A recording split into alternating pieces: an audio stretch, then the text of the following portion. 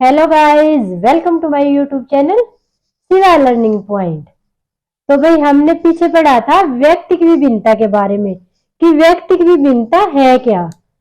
तो भाई स्किनर ने क्या बोला था कि व्यक्तित्व का वो हर पहलू जिसको मापा जा सकता है वो किस में आता है भाई, व्यक्तिगत विभिन्नता के अंश में आता है। ठीक है, तो आज हम किसके बारे में पढ़ेंगे कि जो ये व्यक्तिगत विभिन्नताएं हैं, जो एक इंसान दूसरे इंसान से अलग अलग होता है, चाहे भले ही दो जुड़वा इंसान हो पर फिर भी उनमें भिन्नताएं पाई जाती है।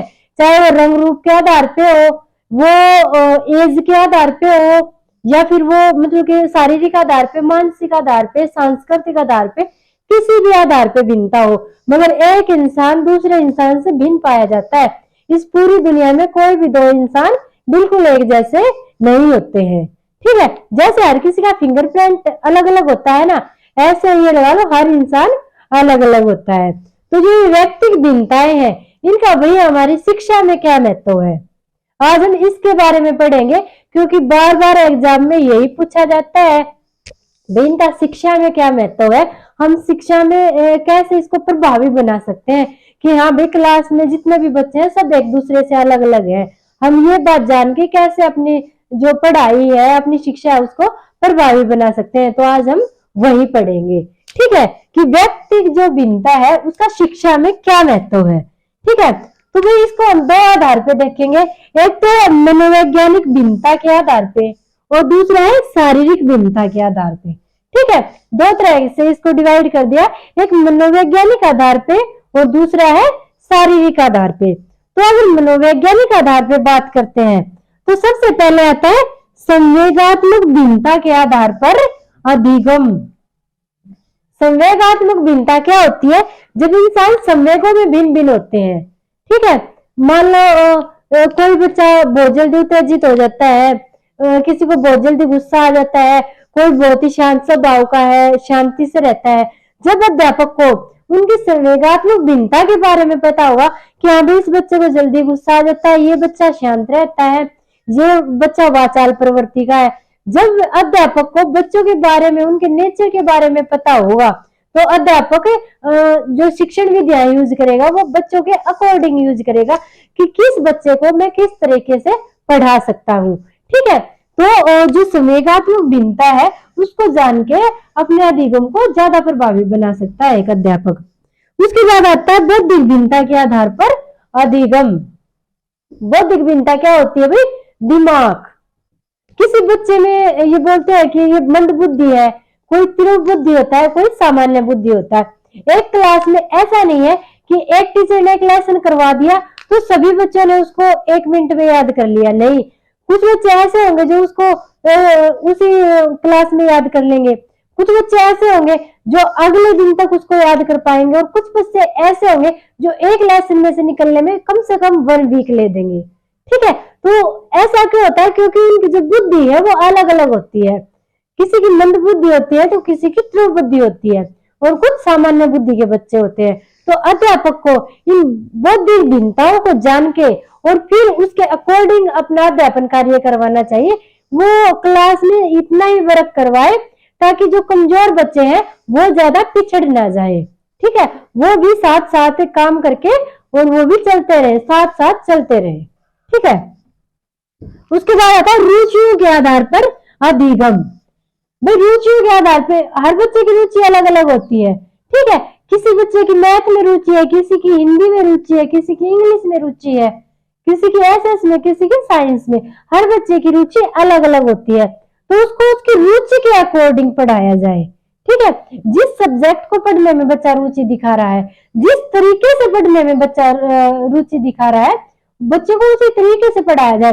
कई बच्चे क्लास में बैठ के पढ़ना पसंद करते हैं, कुछ बच्चे बाहर ग्राउंड में बैठ के पढ़ना पसंद करते हैं, कुछ बच्चे भ्रमण से सीखना पसंद करते हैं कि हाँ भाई अगर उनको पेड़ों के बारे में बताना है तो उनको वो पेड़ों के पास ले जाकर समझाया जाए। ठीक है, तो जो बच्चा जिस तरह से रुचि रखता है उसका अध्यापन कार्य वैसे ही कराया जाए। उसके बाद है अवधान के आधार पर अधिगम। अवधान क्या होता है भाई, रुकावट। ठीक है, रुकावट किसी चीज को सीखने में अगर कोई समस्या आती है, ठीक है, जो रुकावट आती है उसी को हम बोलते हैं अवधान। तो हर किसी के अवधान भी अलग अलग होते हैं। कोई किसी वजह से नहीं सीख पा रहा है, कोई किसी वजह से नहीं सीख पा रहा है। ठीक है, मान लो भाई अध्यापक ब्लैक बोर्ड पे कार्य करवा रहा है, एक बच्चा तो इसलिए नहीं सीख पा रहा है क्योंकि वो पीछे बैठा है, उसको दिखाई नहीं दे रहा है साफ से, इसलिए वो चीजों को नहीं सीख पा रहा है। दूसरा बच्चा इसलिए नहीं सीख पा रहा है क्योंकि भाई उसका क्लास में मन नहीं है और वो बाहर देख रहा है। तीसरा बच्चा इसलिए नहीं सीख पा रहा है कि भाई उसके घर में मम्मी पापा का झगड़ा हुआ था और उसके दिमाग में अभी वही बातें चल रही है। ठीक है, तीनों के लिए अवधान तो है, वो चीजों को सीख तो नहीं पा रहे हैं, जो टीचर ब्लैक बोर्ड पे करवा रही है उस चीज को बच्चा नहीं सीख पा रहे हैं, पर तीनों के अवधान अलग अलग है। एक को दिखाई नहीं दे रहा, एक की का इंटरेस्ट नहीं है और तीसरे को अपने घर की टेंशन है। तो अध्यापक को इनके अवधान के अकॉर्डिंग अधिगम करवाना चाहिए। जो बच्चे को दिखाई नहीं देता उसको आगे बैठाएगा, जिस बच्चे की रुचि नहीं है उसको रुचि पैदा करेगा उसके अंदर, और जिस बच्चे के घर में समस्या है उसके पेरेंट्स से बात करके उस समस्या को दूर करेगा। ठीक है, तो अध्यापक अवधान को जान के, अलग अलग बच्चों के अवधान को जान के और फिर उसके अकॉर्डिंग अधिगम करवाएगा, तब अधिगम प्रभावशाली होगा। उसके बाद आता है भाई स्मृति के आधार पे। स्मृति क्या होता है भाई?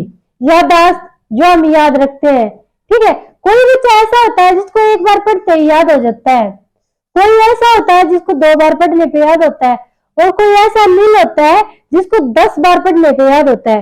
पर याद तो हो जाता है ना 10 बार पढ़ने पे भी। ठीक है, तो भाई यही चीज है, अध्यापक को ये सोचना देखना पड़ेगा कि बच्चे को कितनी बार पढ़ने पे याद हो रहा है और बच्चा कितने समय तक याद रख पा रहा है। एक बच्चा ऐसा है, एक बार याद कर लिया तो लाइफ टाइम नहीं भूलेगा, और दूसरा बच्चा ऐसा है कि एक बार याद कर लिया, 1 हफ्ते के बाद चीजों को भूल जाता है। तो अध्यापक को क्या करना चाहिए कि उसने जो चीज एक बार पढ़ाई है उसको फिर 2 दिन के बाद दोबारा रिपीट करवाए, फिर 1 हफ्ते के बाद उस चीज को दोबारा रिपीट करवाए, और फिर 1 महीने के बाद उसको फिर से रिपीट करवाया जाए, ताकि वो चीजें जो कमजोर बच्चे हैं उनके माइंड में भी सितर हो जाए। ठीक है, तो ये जाएगा स्मृति के आधार पर अधिगम। फिर शैक्षिक उपलब्धि के आधार पर अधिगम। शैक्षिक उपलब्धि के आधार पर अधिगम कि भाई जो छात्र है उसने कितनी उपलब्धि हासिल की है। जैसे जो क्लास में टेस्ट होते हैं, किस बच्चे ने कितने मार्क्स अचीव किए हैं।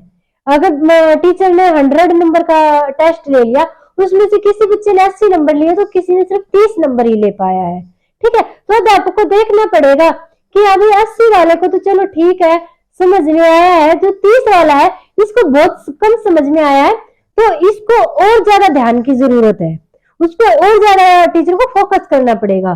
तो ऐसे भी शैक्षिक उपलब्धियों की भिन्नता के आधार पे टीचर अपने अधिगम करवा सकता है।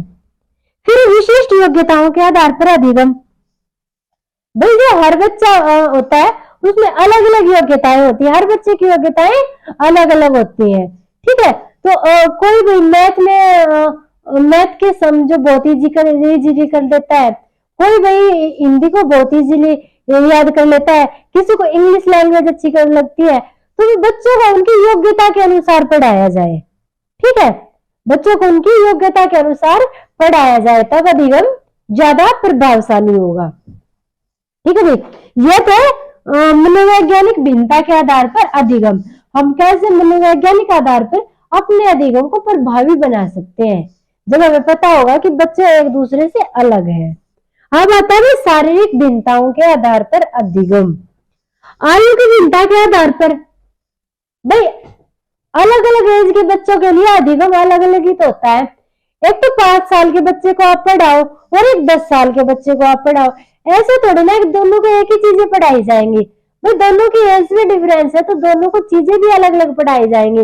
जो 5 साल का बच्चा है वो चीजों को धीरे सीखेगा, जो 10 साल का बच्चा है उसको सीखने की गति तेज होगी।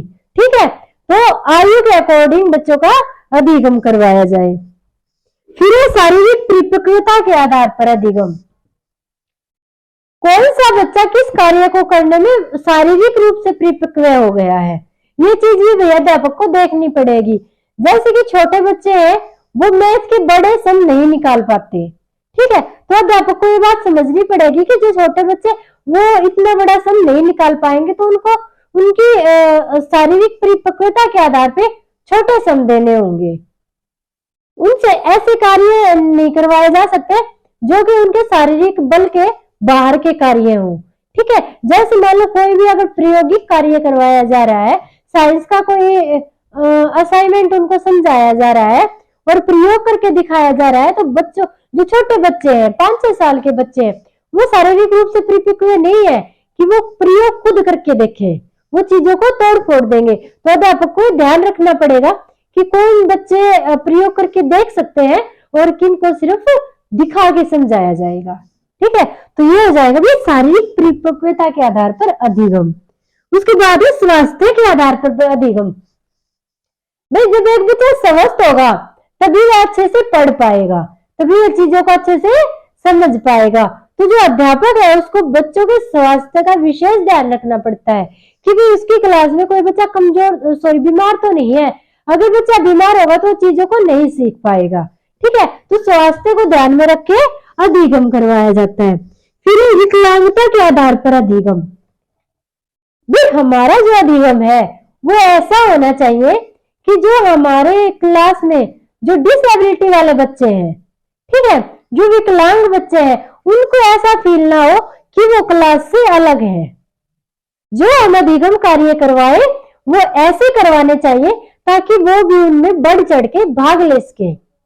अगर भाई हमारी क्लास में कोई ऐसा बच्चा है जो चलने में थोड़ा असमर्थ है, जिसका एक पैर अच्छे से काम नहीं करता, मान लो व्हील चेयर के सहारे चलता है या लकड़ी के सहारे चलता है, तो हमें ऐसी एक्टिविटियों से बचना चाहिए कि क्लास में दौड़ भाग वाली हम बच्चों से एक्टिविटी ना करवाएं, क्योंकि इन दौड़ भाग वाली एक्टिविटियों में वो बच्चा खुद को दूसरे बच्चों से पिछड़ा हुआ समझेगा। ठीक है, तो हमें ये चीजें ध्यान रखनी है कि कोई भी बच्चा हमारी क्लास में खुद को अलग से फील ना करे कि मैं हैंडीकैप हूं तो मैं सामान्य बच्चों जैसा नहीं हूं। तो ये चीजें हमें कब पता होगी? जब हमें बच्चों की भिन्नताओं के बारे में पता होगा, जब बच्चों की विकलांगता के बारे में हमें पता होगा, हम उसी के अकॉर्डिंग अपना अधिगम बना सकते हैं। उसके बाद अभी थकान के आधार पे अधिगम। एक अध्यापक को पता होना चाहिए कि हाँ भाई किस एज के बच्चे कितना टाइम कार्य करके थक जाते हैं। जैसे छोटे बच्चों को अगर लगातार आधा घंटा बैठा के कार्य करवा दो तो वो थक जाते हैं, उनको लिटिल लिटिल ब्रेक चाहिए होता है। भाई बड़े बच्चे हैं वो लगा लो 1 घंटे तक भी पढ़ लेते हैं इजीली, उसके बाद उनको 5-10 मिनट का ब्रेक मिलना चाहिए। तो टीचर को ये समझना चाहिए कि हाँ भाई बच्चे को थकान भी होती है और बच्चे को थोड़ा सा रेस्ट देना चाहिए। तो बच्चे को अध्यापक को जब ये नॉलेज होगी तो उसका अधिगम ज्यादा प्रभावी होगा। उसके बाद शारीरिक गठन के आधार पर अधिगम। भाई शारीरिक रूप से हर बच्चा अलग अलग होता है, कोई बहुत ज्यादा मोटा है, कोई बहुत ज्यादा पतला है, कोई लंबा है, कोई छोटा है। शारीरिक गठन के आधार पर हर बच्चा अलग अलग होता है। तो बच्चों की भिन्नताओं को ध्यान में रख के हमें अधिगम करवाना चाहिए। और फिर वही विकलांगता वाली बात आती है कि हमें कोई भी ऐसा वो नहीं करना, कार्य नहीं करना चाहिए क्लास में जिससे कोई बच्चा खुद को दूसरों से हीन समझे। हमें इक्वल अधिगम करवाना चाहिए क्लास में। तो ये था भाई व्यक्तिक विभिन्नताओं का शिक्षा में क्या महत्व है। भाई एक अध्यापक को इन व्यक्तिक विभिन्नताओं का ज्ञान होगा तो वो अपने अधिगम को अधिक प्रभावी बना सकता है। बार बार सीटेट और स्टेट में रिपीट हुए इससे क्वेश्चन, तो ये टॉपिक इंपॉर्टेंट हो जाता है भाई, इसको अच्छे से समझ लेना। I hope